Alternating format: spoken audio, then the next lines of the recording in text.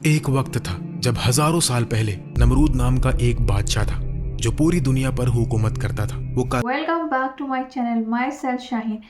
آج میں نمرود اور ابراہیم علیہ السلام کی جو کہانی ہے اس پر ریئیکشن دینے والی ہوں، اور اگر آپ کو ویڈیو اچھی لگی تو do not forget to like, comment, share and subscribe. So without any further do let's get started. ایک وقت تھا جب ہزاروں سال پہلے نمرود نام کا ایک بادشاہ تھا جو پوری دنیا پر حکومت کرتا تھا۔ وہ کلدیون قبیلے کا رولر تھا۔ شروع میں لوگ اسے ایک عادل اور سچا انسان کہتے تھے۔ اس کے لوگ ستاروں اور بتوں کی پوجا کرتے تھے۔ اس نے اپنی فوجیں جمع کی اور ایک ٹاور بنوایا اور اس پر کھڑے ہو کے آسمان کی طرف تیر چلائے۔ تیر خون میں تر ہو کے واپس آئے۔ سوال یہ ہے کہ خون کہاں سے آیا اور اللہ تعالیٰ نے نمرود کو اس غمان میں کیوں چھوڑ دیا کہ اس نے آسمان کے خدا کو زخمی کر دیا ہے۔ اس نے ایک بڑا اور طاقتور ایمپائر بنایا جو جنوب سے شمال تک پھیلا ہوا تھا۔ جب اسے اور زیادہ طاقت اور کنٹرول ملا، نمرود نے اپنے اسٹیچوز بنائے اور خود کو خدا کہنے لگا۔ اس نے اپنے لوگوں سے کہا کہ وہ اس کی پوجا کریں۔ قرآن میں نمرود کا نام سیدھا نہیں لیا گیا، لیکن بہت سے لوگ مانتے ہیں کہ سورہ البقرہ میں اسی کا ذکر ہے، کیونکہ اللہ سبحانہ و تعالیٰ نے اسے طاقت اور حکومت دی تھی، لیکن وہ گھمنڈ میں ڈوب گیا اور نبی ابراہیم علیہ السلام سے جھگڑا کیا۔ بہت سے اسلامی عالموں کا یہ ماننا ہے کہ یہ شخص نمرود ہی تھا اور وہ بیبیلون اور پوری زمین کا سب سے ظالم اور خونخوار حکمران بن گیا۔ نمرود دنیا کا پہلا شخص تھا جس نے کہا کہ میں خدا ہوں۔ اس ظالم شخص نے بیبیلون شہر بنایا اور لوگوں کو تکلیف دینا شروع کیا۔ تاریخی منبع کہتے ہیں کہ نمرود نوح علیہ السلام کے فرزند حام کی نسل سے تھا۔ وہ حام کا نواسا اور کش کا بیٹا تھا۔ مانا جاتا ہے کہ حام کے خاندان سے آنے والے لوگ تاریخ کے شروع میں سب سے زیادہ جنگجو اور سخت حکمران تھے۔ انہوں نے انسانی تقدیر پر قابو پانے کی کوشش کی اور بڑے بڑے کنگڈمز بنائے۔ کوئی کہتے ہیں کہ انہوں نے مصر، لیبیا، عربیہ اور ہندوستان جیسے ملکوں کی بنیاد بھی رکھی۔ نمرود تاریخ میں ایک بہت طاقتور شخص تھا اور دنیا کا پہلا اور سب سے بڑا بادشاہ کہلایا۔ اس نے اناطولیہ کے جنوبی حصے جو کہ میسوپوٹامیہ کا شمالی علاقہ ہے وہاں تک فوج کشی کی اور بہت سے ملکوں کو ہرا دیا۔ منبع کہتے ہیں کہ اس نے نبی ابراہیم علیہ السلام کو آگ میں ڈالا اور لوگوں کو اللہ کے خلاف بغاوت پر ابھارا۔ پرانے عہد نامے میں نمرود کو ایک چالاک نجومی، بت پرست، شہر بنانے والا اور ظالم حکمران کہا گیا، جس نے معصوم بچوں کو قتل کیا اور جنگلی جانوروں پر قابو رکھا۔ یہ بھی کہا جاتا ہے کہ اس کے سماج میں اسے اور اس کی بیوی کو خدائی مقام دیا گیا اور ان کی پوجا بھی کی جاتی تھی۔ نمرود نے خود کو خدا کہلانے کے بعد ایک بڑا مندر بنایا جو بتوں سے بھرا ہوا تھا۔ اس کی حکومت تقریباً 400 سال تک چلی۔ قرآن میں ایسی 91 آیت ہے جو ابراہیم علیہ السلام اور نمرود کے درمیان جھگڑے سے متعلق ہے۔ اس کے علاوہ اور بھی آیتیں ہیں جو سزا اور اس آگ کا ذکر کرتی ہیں جس میں ابراہیم علیہ السلام کو ڈالا گیا، جو نمرود سے منسوب ہے۔ نمرود کے سماج میں بت نہ صرف پوجے جاتے تھے بلکہ لوگ یہ مانتے تھے کہ وہ کھا سکتے ہیں، پی سکتے ہیں اور بول بھی سکتے ہیں۔ لوگ ان سے کھانا، شفا اور معافی مانگتے تھے۔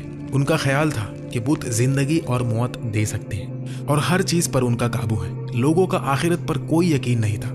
بتوں کے ساتھ ساتھ وہ ستاروں اور سیاروں کی بھی پوجا کرتے تھے اور سورج کو سب سے طاقتور مانتے تھے۔ لوگ بہت سے بت رکھتے تھے، ان کی حفاظت کرتے اور یہ ثابت کرنے کی کوشش کرتے کہ یہ بت سب سے بہتر ہے۔ مندر جہاں بت رکھے جاتے تھے وہاں لوگوں کے معاملات کا فیصلہ بھی ہوتا تھا۔ جو کوئی ان کے عقیدوں یا روایتوں کو نہ مانتا اسے سزا دی جاتی تھی، کبھی پتھر مار کر، کبھی جلا وطن کر کے یا کبھی آگ میں پھینک کر۔ یہ سماج دوسروں کے عقیدوں کو سیریس نہیں لیتا تھا بلکہ انہیں خطرناک سمجھتا تھا۔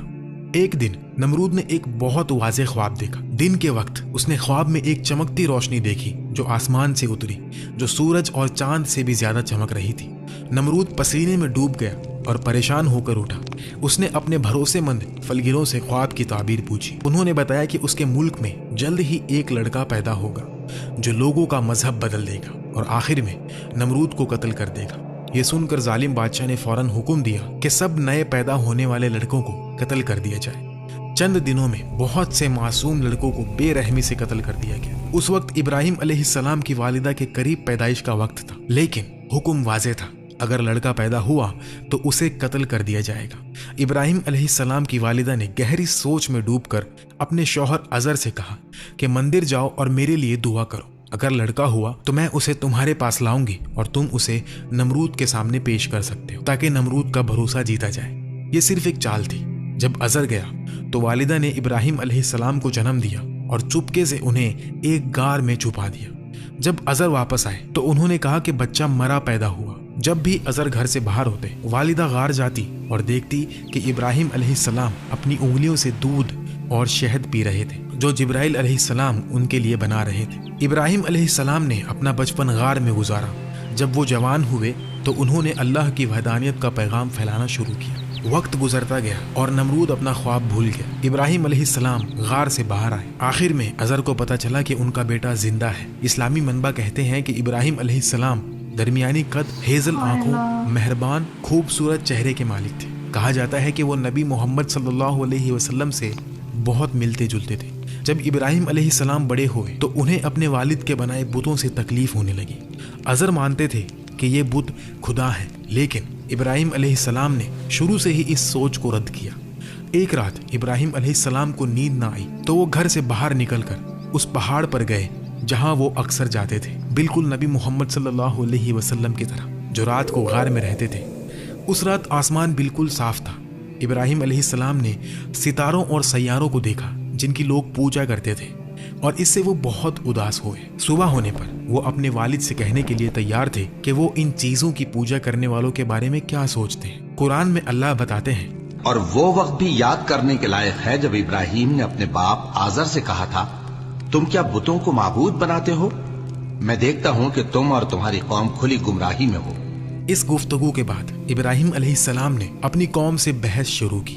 उनकी कौम चांद, ज़ोहरा, सूरज और 7 दूसरे सैयारों की पूजा करती थी। उन्हें समझाने के लिए इब्राहिम अलैहिस्सलाम ने वाज़ेह और मकूल दलाइल दी। कुरान में एक मिसाल यूं बयान की गई, यानी जब रात ने उनको पर्दाए तारीकी से ढांप लिया तो आसमान में एक सितारा नजर पड़ा। कहने लगे ये मेरा परवरदिगार है। जब वो गायब हो गया तो कहने लगे कि मुझे गायब हो जाने वाले तो पसंद नहीं। फिर जब चांद को देखा कि चमक रहा है तो कहने लगे ये मेरा परवरदिगार है।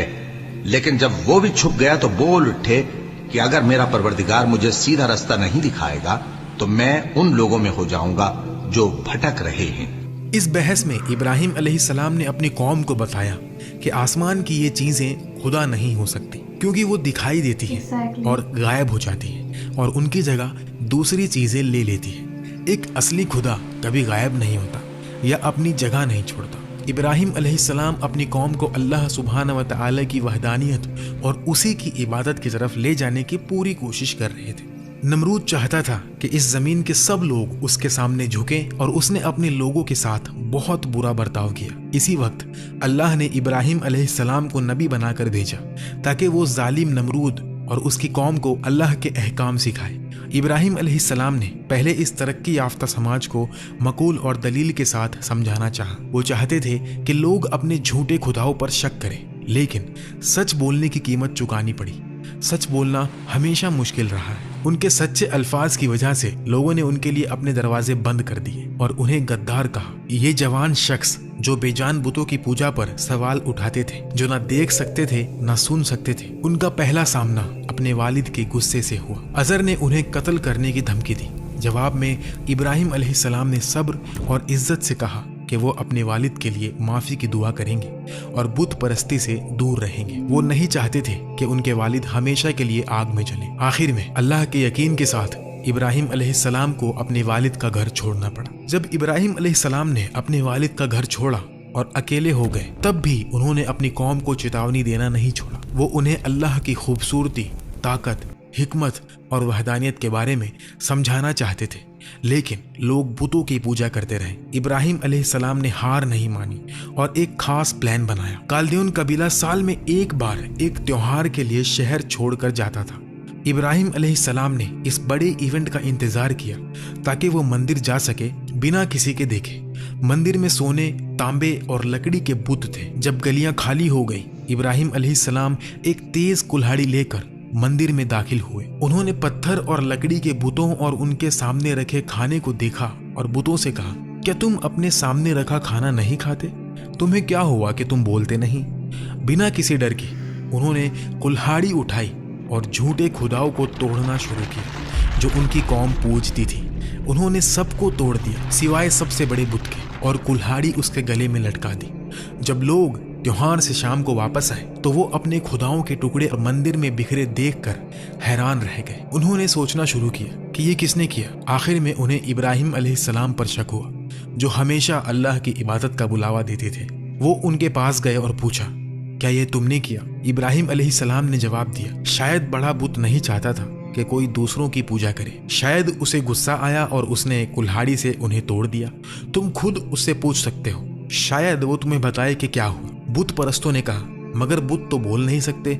इब्राहिम अलैहिस्सलाम ने कहा, अगर वो बोल भी नहीं सकते और अपनी हिफाजत नहीं कर सकते तो वो तुम्हारी हिफाजत कैसे करेंगे? क्या तुम अब भी नहीं समझते? नबी इब्राहिम अलैहिस्सलाम ने वाज़े और मकूल दलाइल से उन्हें हरा दिया, यहाँ तक कि कौम के रहनुमा और दीनी आलिमों के पास कोई जवाब नहीं था। लेकिन उनके घमंड ने उन्हें गलती कबूल करने से रोका। इसके बजाय उन्होंने अपनी ताकत का इस्तेमाल किया और इब्राहिम अलैहिस्सलाम को गिरफ्तार कर लिया, उन्हें जंजीरों में बांधा और नमरूद के वापस आने का इंतजार किया। जब वो वापस आया तो रहनुमाओं ने उसे एक जवान शख्स इब्राहिम अलैहिस्सलाम के बारे में बताया, जिसने बुत परस्ती से इनकार किया और उनके खुदाओं को तोड़ दिया। नमरूद ने इब्राहिम अलैहिस्सलाम को बुलाया और पहले उन्हें समझाना चाहा, लेकिन जब वो नाकाम रहा तो बहुत गुस्से में आ गया। कुरान उनकी मुलाकात और बहस के बारे में बताता है, भला तुमने उस शख्स को नहीं देखा जो उस गुरूर के सबब से कि अल्लाह ने उसको सल्तनत बख्शी थी, इब्राहिम से अपने परवरदिगार के बारे में झगड़ने लगा। जब इब्राहिम ने कहा, मेरा परवरदिगार तो वो है जो जिंदगी देता है और मौत देता है, वो बोला कि जिंदगी और मौत तो मैं भी दे सकता हूं। इब्राहिम ने कहा कि अल्लाह तो सूरज को मशरिक से निकालता है, आप उसे मगरिब से निकाल दीजिए।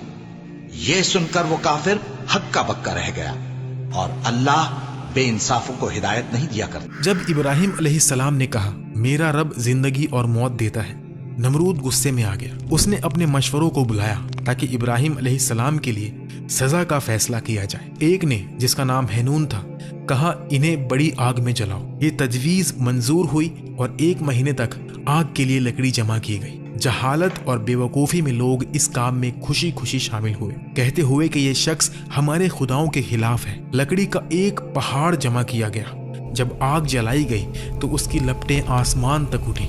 आग इतनी गर्म थी कि परिंदे उसके करीब भी नहीं उड़ सकते थे। जब सब कुछ तैयार हुआ, लोग आग के गिर्द जमा हुए। इब्राहिम अलैहिस्सलाम को जंजीरों में बांध कर लाया गया। उनके हाथ और पांव बंधे हुए थे, लेकिन वो अल्लाह के दोस्त अल खलील थे।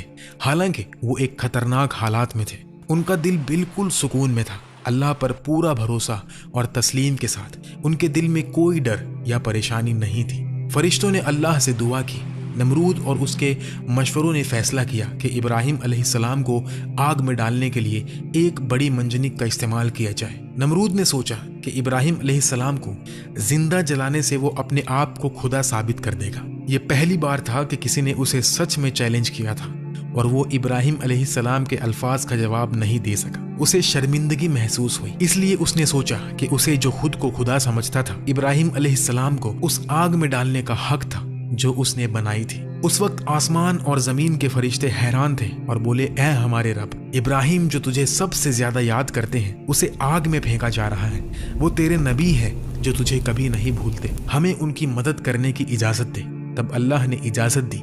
एक फरिश्ता इब्राहिम अलैहिस्सलाम के पास आया और कहा, हवा मेरे काबू में है, अगर आप चाहें तो मैं आग को उड़ा दूं। दूसरा फरिश्ता बोला, पानी मेरे काबू में है, अगर आप चाहें तो मैं पानी डालकर आग बुझा दूं। तीसरा फरिश्ता बोला, जमीन मेरे काबू में है, अगर आप चाहें तो मैं आग को जमीन में निगल दूं। लेकिन इब्राहिम अलैहिस्सलाम ने सबका जवाब दिया, दोस्त और उसके महबूब के दरमियान ना आओ। जो मेरा रब चाहे मैं उसे कबूल करता हूँ। अगर वो मुझे बचाए तो ये उसकी मेहरबानी है, अगर वो मुझे जला दे तो ये मेरी कमजोरियां की वजह से है। मैं सब्र करूंगा इंशाअल्लाह। जब उन्हें मंजनिक में रखा गया और आग में डालने वाले थे, इब्राहिम अलैहिस्सलाम ने कहा, अल्लाह हमारे लिए काफी है और वो सबसे बेहतर है जिस पर भरोसा किया जाए। जब इब्राहिम अलैहिस्सलाम आग में फेंके जाने वाले थे, जिब्रील अलैहिस्सलाम आए और पूछे, क्या आपकी कोई ख्वाहिश है? इब्राहिम अलैहिस्सलाम ने जवाब दिया, हाँ, एक दरखास्त है, लेकिन तुमसे नहीं। जिब्रील अलैहिस्सलाम हैरान हुए और पूछा, आप अल्लाह से क्यों नहीं मांगते कि वो आपको बचाए? इब्राहिम अलैहिस्सलाम ने कहा, वो मेरी हालात जानता है। जिसने आग को जलने की इजाज़त दी वो उसके हुक्म से ही जलती है। आग सिर्फ इसलिए नहीं जलती कि वो आग है, बल्कि अल्लाह के हुक्म से जलती है। इब्राहिम अलैहिस्सलाम ये समझते थे, इसलिए अगर आग ने उन्हें जलाया तो ये सिर्फ अल्लाह की मर्जी से होगा और वो अल्लाह की मर्जी से राजी थे। अल्लाह के लिए वो आग में जाने को भी तैयार थे। جب وہ آگ میں گرنے والے تھے اور چاروں طرف گرمی محسوس کر رہے تھے، اللہ نے حکم دیا، اے آگ ابراہیم کے لیے ٹھنڈی اور امن والی ہو جا۔ اللہ کے حکم سے حالانکہ آگ جل رہی تھی، اس نے ابراہیم علیہ السلام کو نقصان نہیں پہنچایا، صرف ان کی رسی جلی جو انہیں باندھی ہوئی تھی۔ ابراہیم علیہ السلام سکون سے رہے، اللہ کی حمد و ثنا کی اور ان کا دل اللہ کے عشق سے بھرا ہوا تھا۔ انہیں کوئی ڈر یا پچھتاوا نہیں تھا۔ جو سچ میں اللہ سے پیار کرتے ہیں ان کے لیے آگ بھی ڈر نہیں لا سکتی۔ لوگ، رہنما اور پنڈت دور سے بڑی آگ دیکھ رہے تھے۔ آگ اتنی گرم تھی کہ ان کے چہرے جھلس رہے تھے اور ان کا دم گھٹ رہا تھا، لیکن تھوڑی دیر کے بعد انہوں نے ایک انوکھی چیز دیکھی۔ کوئی آگ سے باہر نکل رہا تھا۔ یہ کوئی اور نہیں، ابراہیم علیہ السلام تھے۔ وہ سلامتی سے باہر آئے اور ان کا چہرہ اللہ کی رحمت کے نور سے چمک رہا تھا۔ وہ سکون سے آگ سے باہر چلے۔ کافروں نے یہ معجزہ دیکھا اور ہار مان لی۔ یہ معجزہ بت پرستوں کے لیے شرمندگی کا باعث بنا، لیکن اس نے ان کے دل کے گھمنڈ کی آگ کو ٹھنڈا نہیں کیا۔ نمرود نے ایک بار اپنے لوگوں سے کہا، اگر آسمان میں کوئی خدا ہے تو میں اس تک پہنچ کر اسے ہرا دوں گا۔ اس نے ایک بڑا ٹاور بنانے کا حکم دیا۔ کوئی کہتے ہیں کہ یہ ٹاور کئی دنوں یا ہفتوں تک بنتا رہا۔ جب وہ اس کے اوپر پہنچا تو اس نے اپنا تیر کمان لایا اور آسمان کی طرف نشانہ لگا کر تیر چلائے۔ کہا جاتا ہے کہ اللہ نے اس گھمنڈ بھرے کام کا جواب دیا اور تیر خون سے لت پت واپس آیا۔ نمرود کے سپاہیوں نے یہ دیکھا اور چلائے، دیکھو اس نے آسمان کے خدا کو زخمی کر دیا۔ لیکن یہ صرف ان کا جھوٹا گھمنڈ تھا۔ اللہ نے انہیں ایک نشانی دکھائی تاکہ نمرود کو چھوٹا کیا جائے، لیکن نمرود پھر بھی نہیں سمجھا۔ وہ اپنے گھمنڈ میں ڈوبا رہا۔ اس نے ابراہیم علیہ السلام کو بلایا اور کہا، اپنے اللہ کو بلاؤ، میں اس سے اپنی پوری فوج کے ساتھ لڑوں گا۔ پھر اس نے ابراہیم علیہ السلام کو بھیج دیا۔ تھوڑی دیر انتظار کے بعد نمرود نے دیکھا کہ ابراہیم علیہ السلام دور سے چلے آ رہے ہیں، لیکن ان کے پیچھے کوئی فوج نہیں تھی۔ اس نے زور سے ہنس کر کہا، اب مجھے شرمندگی محسوس ہو رہی ہے۔ میں نے اتنی بڑی فوج جمع کی لیکن تم کسی کو نہیں لائے۔ کیا میں نے یہ پوری فوج صرف تمہارے لیے تیار کی؟ تمہارے اللہ کہاں ہے؟ اس کی فوج کہاں ہے؟ ابراہیم علیہ السلام نے سکون سے جواب دیا، انتظار کرو، وہ جلد ہی آ جائے گی۔ تھوڑی دیر بعد مکھیوں کی ایک بڑی فوج نے نمرود اور اس کے سپاہیوں پر حملہ کر دیا۔ یہ جھنڈ اتنا گھنا تھا کہ لوگ اپنی آنکھیں بھی نہیں کھول سکتے تھے۔ ان مکھیوں میں ایک خوفناک طاقت تھی۔ وہ انسانی گوشت کھا جاتی تھی جب تک کہ صرف ہڈیاں بچی رہتی تھی۔ اپنے سپاہیوں کو درد اور پریشانی میں دیکھ کر نمرود ڈر گیا اور بنا پیچھے دیکھے اپنی محل کی طرف بھاگا۔ اس نے دروازہ بند کر لیا اور سوچا کہ وہ محفوظ ہے، لیکن ایک چھوٹی لنگڑی مکھی دروازے کے سوراخ سے اندر داخل ہو گئی اور یہ چھوٹی سی مکھی اس کا انجام بن گئی۔ مکھی اس کے ناک سے ہوتی ہوئی اس کے دماغ تک پہنچی۔ وہاں اس نے حرکت اور بنبناہٹ شروع کی، جس سے نمرود کے سر میں شدید درد ہونے لگا۔ نمرود درد برداشت نہ کر سکا اور اپنا سر دیواروں سے ٹکرانے لگا تاکہ مکھی مر جائے۔ جب یہ کام نہ کیا تو اس نے لوگوں کو بلایا کہ اس کے سر پر ہتھوڑوں سے مارے۔ اس نے زیادہ پیسوں کا وعدہ کیا، جو بھی سخت مارے گا۔ کئی دنوں تک سپاہی اسی سر پر ہتھوڑے مارتے رہے جو 400 سال تک تاج پہنتا تھا۔ ہر بار نمرود کہتا کہ وہ اب بھی مکھی کی آواز سن رہا ہے اور وہ کہتا رہا کہ دوبارہ مارو۔ اللہ نے اس کا درد دن بدن بڑھایا، جب تک کہ ایک سپاہی نے اتنی زور سے اس کے سر پر ہتھوڑا مارا کہ وہ پھٹ گیا اور نمرود مر گیا۔ قرآن میں اللہ فرماتا ہے، ان لوگوں نے برا تو ان کا چاہا تھا مگر ہم نے انہی کو نقصان میں ڈال دیا۔ نمرود جو اپنی دنیاوی طاقت اور گھمنڈ میں مگن تھا اور اس کی بدنصیب قوم سب مکھیوں کے ہاتھوں تباہ ہو گئی۔ ان کا خون چوس لیا گیا اور ان کے جسم ختم ہو گئے۔ یہ سب انسانیت کے لیے ایک واضح سبق ہے۔ نمرود کے ٹاور بنانے، آسمان میں تیر مارنے اور مکھیوں کے ہاتھوں مرنے کی باتیں قرآن یا صحیح حدیث سے ثابت نہیں۔ یہ کہانیاں یہودی، مسیحی اور قدیم میسوپوٹومیم روایتوں سے لی گئی ہے، جنہیں کچھ اسلامی مفسرین جیسے ابن کثیر اور قرطبی نے اپنی تفسیر میں شامل کیا۔ انہیں سمبولک سبق کے طور پر دیکھا جاتا ہے جو گھمنڈ اور اللہ کے خلاف بغاوت کے انجام کو دکھاتی ہے۔ قرآن میں نمرود کا نام صاف نہیں لیا گیا، لیکن سورہ البقرہ میں ایک شخص کا ذکر ہے جو ابراہیم علیہ السلام سے اللہ کے بارے میں جھگڑا کرتا ہے اور خود کو زندگی اور موت دینے والا کہتا ہے۔ مفسرین اس شخص کو نمرود سے جوڑتے ہیں۔ اس کے علاوہ سورہ الانبیاء میں ابراہیم علیہ السلام کو آگ میں ڈالنے کا واقعہ ہے، جہاں اللہ نے آگ کو ان کے لیے ٹھنڈی اور امن والی کر دی۔ یہ قرآن سے ثابت ہے۔ صحیح حدیث میں بھی ابراہیم علیہ السلام کے آگ کا واقعے کا ذکر ملتا ہے، جیسے صحیح بخاری اور صحیح مسلم میں۔ یہ روایتیں دینی سبق سکھاتی ہیں کہ گھمنڈ کا انجام ذلت ہے اور اللہ کی قدرت سب پر غالب ہے۔ ویسے سٹوری بہت پیاری تھی، اور جسے لاسٹ میں انہوں نے بولا کہ گھمنڈ کا جو انجام ہوتا ہے وہ اچھا نہیں ہوتا، ذلت ہوتا ہے، اور جیسے ضرورت سے زیادہ چالاکی بھی انسان کو لے ڈوبتی ہے، اسی طرح سے غیبت بھی، تو حسد، لالچ، یہ ساری چیزیں جو ہیں ان کا انجام اچھا ہی نہیں ہوتا اوبیسلی۔ تو ویڈیو کی سٹارٹنگ میں مجھے آدھا واقعہ ایسا کیوں لگا کہ موسیٰ علیہ السلام کے ٹائم بھی ایسے ہی ہوا تھا کہ فرعون نے کہا تھا کہ کوئی جتنے بھی لڑکے پیدا ہوں گے ان کو ذبح کر دیا جائے اور لڑکیوں کو زندہ چھوڑ دیا جائے۔ تو یہ آدھی سٹوری مجھے کچھ ایسے ہی لگی، آئی ڈونٹ نو، یہ میری ہی آبزرویشن ہے، آپ مجھے کامنٹ میں ضرور بتائیے گا۔ اینڈ جیسے کہ ہم ابراہیم علیہ السلام کے بارے میں جانتے ہیں، تو یہ تو واقعی بالکل سچا ہے کہ ابراہیم علیہ السلام کو آگ میں پھینک دیا تھا، اور پھر ان کے پاس کافی فرشتے بھی آئے تھے ان کی پروٹیکشن کے لیے، بٹ وہ ان کا ایمان اتنا زیادہ پختہ تھا اللہ تعالیٰ پر کہ انہوں نے مطلب منع کر دیا۔ انہیں یہ تھا کہ اللہ ضرور، مطلب جیسے کہ ابھی واقعی میں دیکھا کہ جیسے کہ آگ بھی جو چلی تھی وہ اللہ کے حکم سے چلی تھی، تو بجھے گی بھی اللہ کے حکم سے۔ سو بینگ مسلم، ہم نے جو ہے قرآن تو پڑھا ہے، تو ہمیں ابراہیم علیہ السلام کے بارے میں پتہ ہے، بٹ جو بائبل ہے اور باقی کتابیں ہیں تو وہ ہم نے نہیں پڑھی۔ تو اس جو یہ نمرود کی قصہ ہے، that is refers from the Bible. اور جیسے کہ اتنا ضرور پتہ ہے کہ جو نمرود ہے، جو ٹاور جس کے بارے میں کہا جاتا ہے کہ اس نے اتنا بڑا ٹاور بنایا تھا، وہ بیبیلون میں ہے۔